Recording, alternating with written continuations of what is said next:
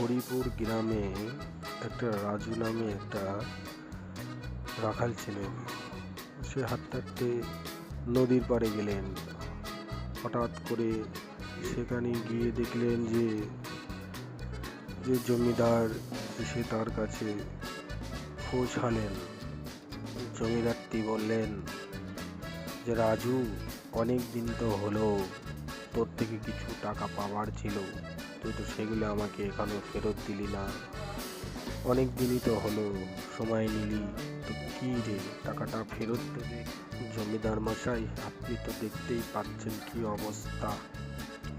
দেখ রাজু, অনেক দিন তো হলো, এইবার তো আমার খুব খারাপ লাগছে। আর কতদিন বা তোকে সময় দেব বলতো? এমনটা করলে কি আর হয়, তাই না? দেখ রাজু, সময় কিন্তু আমি বেশি দিন তোকে দিতে পারবো না, ঠিক আছে? জমিদার বাবু, আপনি তো দেখতেই তো পারছেন, তাই না? অনেক দিন থেকেই নৌকাটা চালাচ্ছি, সেরকম কোনো ইনকাম হচ্ছে না। কি করব বলুন তো? আমি তো খুব অসহায়, চিন্তিত পড়ে গেছি।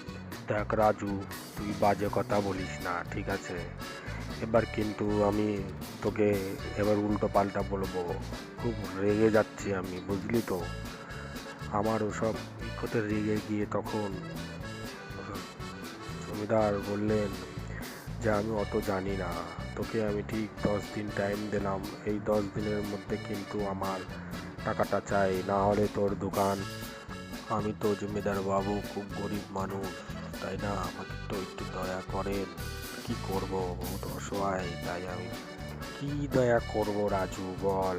এতদিন তো তোকে দেখলাম, সময় দিলাম, কোনো কাজ তো আর হলো না। তো তোকে তো টাইম দিয়েছি 10 দিন, না? যদি না হয়, তোর বাড়ি দোকান কিন্তু সব আমি নিয়ে নেব নিজের নামে, বুঝতেই পারছিস? তোকে কিন্তু পথে নামিয়ে দেব, কথাটা। না না না না বাবু, এমন করবেন না, আমাকে ক্ষমা করবেন, ঠিক আছে? আমি এরকম করবেন না, আমি খুব গরিব মানুষ। আমি ওসব জানি না, তুই কিভাবে কি করবি, ঠিক আছে? আমি এই বলে দিয়ে আমি চললাম, বুঝলি তো রাজু? আমি কিন্তু আবার আসবো, ঠিক আছে, তোর কাছে টাকা দেওয়ার জন্য, ঠিক 10 দিন পরে। এই বলে জমিদার বাবু বাড়ির দিকে রওনা দিলেন। তারপরে সেই রাখাল রাজু, সে বহু দুঃখী হয়ে তোমাকে তো অনেক কিছুই বলে গেল ওই রাখালটা, তুমি তো সেটা কিছুই বললে না। কেন কেন বললে না বলো? এতদিন ধরে তুমি কাজ করছো। শোনো, আমি তো ওকে বললাম দয়া করতে, কিন্তু উনি তো কিছুই করলেন না। দয়া করবে কেন? তুমি যেভাবে পারো তাকে মিটিয়ে দাও। আর জমিদার মশাই এটাও ভুলে গেছেন যে পারলে পরেও আমার জমি জায়গা সব কিছু দোকান লিখে নেবে, লিখে নিয়ে আমাদের বাড়ি থেকে বের করে দেবে, এইটা বলে উনি চলে গেলেন। আমি তো তাও হাত জোর করছিলাম যে ঠিক আছে, ঠিক আছে, এই 10 দিনের মধ্যে যেভাবে হোক না কেন তুমি সেটাকে যেভাবে কষ্ট করে নিয়ে ম্যানেজ করে টাকাটা শোধ করার চেষ্টা করো। আরে তুমি তো জানোই আমাদের খুব গরিবের সংসার, এটা তো মাথায় রাখতে হবে, তাই না? ঠিক আছে গিন্নি, দেখি কি করা যায়। 10 দিন তো সময় অনেকটাই, দেখা যাক। ঠিক আছে, তাহলে দেখো কি হয়। বুঝতে পেরেছো? আমার তো মনে হচ্ছে উনি তো খুব দুষ্টু মানুষ, মনে তো হয় না যে সে মানবেন, তাই না? আমার কি করি, গরিব মানুষ আমরা। ঠিক আছে, দেখো তুমি কি করবে, একটু কষ্ট করো। আর কি বলবো বলো, চলো আমি তাহলে এখন যাই, তুমি যাও নিজের কাজে, ঠিক আছে? যাও। এই বলে সে এখান থেকে চলে গেলেন।